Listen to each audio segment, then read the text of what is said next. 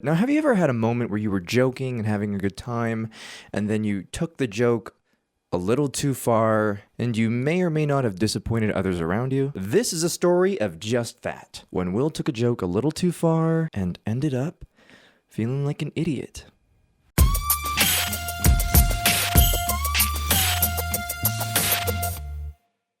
So the story takes place when I was in college. I had a crush on this girl, we can call her Avery. Avery, one weekend, invited me to go to the beach with her, and of course I obliged, because I had a small crush on her. While we were hanging out at the beach, I decided to show her my British accent. You know, started talking like this, and Avery enjoyed the British accent. Now, during the time we were hanging out, she said she was going to meet up with 2 other guys at the beach, who were part of her Mormon chapter, which I guess is like a religious group. And she said, you know, it'd be really funny. What?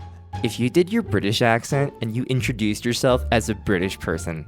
Now, of course, still wanting to impress Avery, I said, sure, that sounds like a lot of fun. I would love to put on a British persona and see if the 2 people that I meet buy it. So the 2 guys were named John and Adam, and when they approached us on the beach, I immediately held up my hand. Hello, I'm Will. It's nice to meet both of you. And I could see from the corner of my eye, Avery really enjoying this. Inevitably, one of them asks me, so where are you from? Then I realized if I was going to play a British character, I was going to have to supply a British background, which means I would have to lie. So of course, I said, I'm from Liverpool.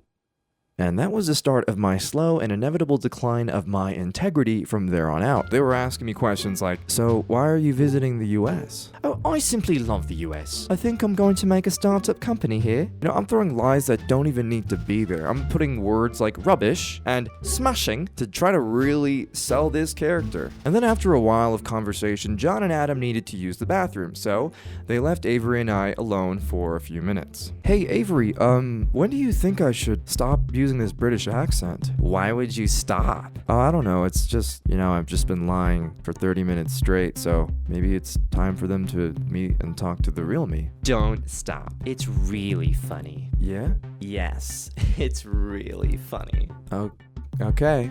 I'm just starting to reevaluate what this crush means to me in the face of valuing my integrity. What was that? Nothing. This next part of the story, when John and Adam return, is when my cover begins to crack. It's mid-afternoon, and we all decide to go eat lunch. And we go to this burger/fish and chips place, and John looks at me and he goes, so are you gonna order the fish and chips? I'm getting cocky and saying, of course, we have it all the time at home. And then he makes the slightest change in his glance and he asks, so how do you make it? And that caught me off guard. Sorry. Like, how do you like to prepare your fish and chips? I don't know. I just ate it. And that's when shit got CSI Miami. What do you mean you don't know how to make it? Isn't fish and chips one of the most popular dishes where you come from? That's true. But then, I thought of something. Do you know how to make your mom's apple pie? Well, do you know how to make it? I guess not.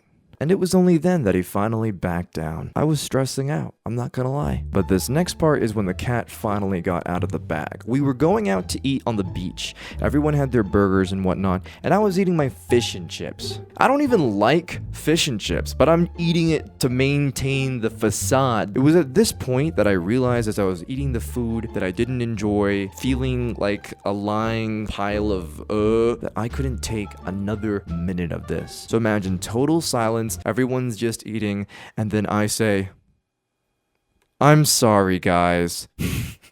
John and Adam are sitting there eating their burgers, and they look up. Their face is a perfect mix of shock, disappointment, and confusion. John's like, I knew it. Adam says, you lied to me.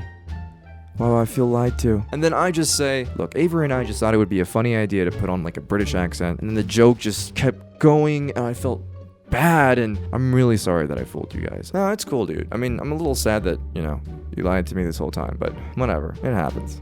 And then I was off the hook. I mean, there was, you know, a pervading sense of tension the rest of the time, but it wasn't that bad. Anyway, that's the story of me putting on a British accent to be funny, taking the joke way too far, and then feeling like a total idiot. And that's the whole story for you. If you enjoyed this content, please like, comment, and subscribe in that order. And have a wonderful week. I'll see you guys next Wednesday.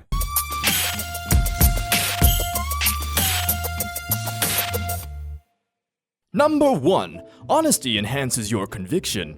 and dedication. You see, telling lies, even small ones, creates psychologically cognitive dissonance, or a state of inconsistency by how you behave versus